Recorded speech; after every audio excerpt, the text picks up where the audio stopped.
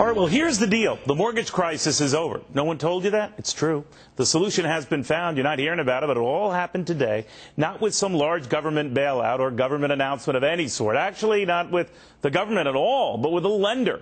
Countrywide Financial telling more than 80,000 customers that help is on the way, that it is open to renegotiating their mortgages, about $16 billion worth of mortgages. A lot of them granted to folks who probably shouldn't have gotten them in the first place, but are now looking at post-teaser rate sticker shock. Some will get their loans refinanced, others their terms extended, others maybe both. Bottom line, Countrywide is trying to solve the problem, not the government. As it should be. No one wins when people are thrown out of their homes, but no one wins when our tax dollars pay for keeping them in their homes. You're essentially rewarding the guy who didn't pay his bills over his neighbor who did, and with the neighbor's tax dollars to boot. Not fair, not right, not wise, and definitely not Barney Frank. The Massachusetts Democrat wants to allow burned homeowners to sue Wall Street firms behind those mortgages provided to borrowers who really never had a realistic chance of repaying. Can you imagine that? I'm suing because I'm an idiot. And Barney Frank says it's okay because I'm an idiot. But maybe Barney did some good. Talk of his stupid bill probably got Countrywide, and now I suspect others doing something on their own. It is high time lenders stepped up, and it is high time politicians shut up. Well, that's the real deal, and if I'm right, today might have marked the real turning point in this housing mess. To John Rutledge of Rutledge Capital on whether this non-government solution is the answer. And Peter Schiff, author of Crash Proof, How to Profit from the Upcoming Economic Collapse on the very same issue. John, what about this? Let the lender try to do this sort of thing, not the government.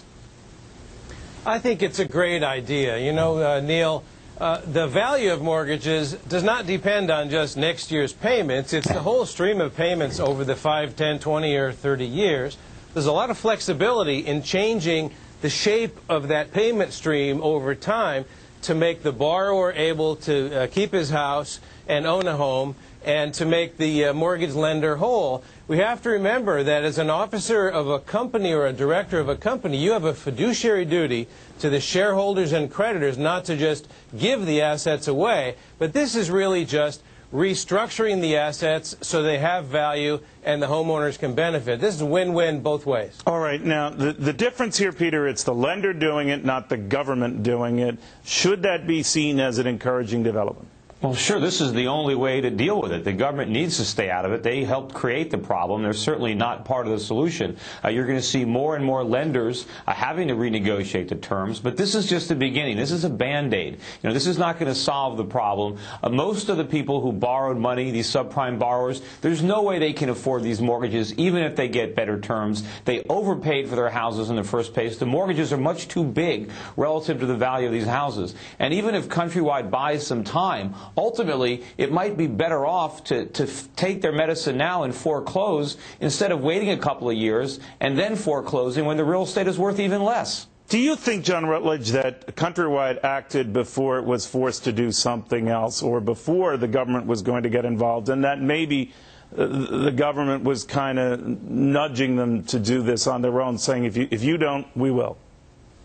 Well, if I were on the board of Countrywide, I would be worried about some jerk in Washington whose name is Barney getting a big idea about trying to come in and mess around with my company. So I'd be trying to help where I can. But you have to remember, they can only help where it doesn't impair the value of the shareholders and the creditors. Those are legally binding contracts that people signed on both sides. But I do think, as Peter said, there's a lot of room to improve the situation with private deals. We have to also remember another thing. The houses that were built with the money for construction loans are still there. The only issue is what the price is going to shake out to be. I think everybody thinks it's going to be a little lower than now. I don't think it's the end of the world. We've been through this about every 10 years for the last 40 years. This is just one more. We've never been through anything quite this big. We've never had this big a national real estate bubble. We've never borrowed so much money for the rest of the world to consume based on the belief that we were living in million-dollar homes, that in reality... But, Peter, when all is said and done... I don't think that's true. Well, wait a minute, Peter. When all is said and done about the subprime mess, whatever you want to call it, certainly not a meltdown in my eyes, the fact of the matter is 96% of mortgages in this country, 96%, are being paid on time, month in and month out. It's just getting started. You've got to give it time. Honor the math here.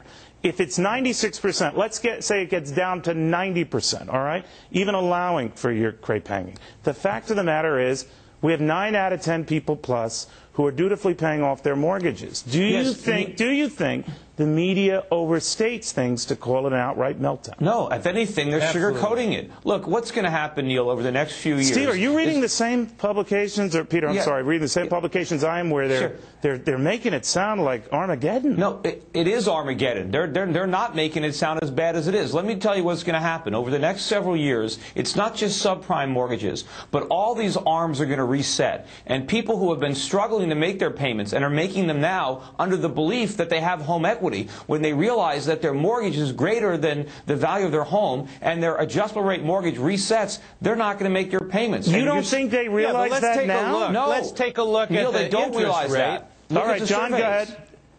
The 10-year bond is 4.5% or a little bit more. These are not going to reset to the stratosphere.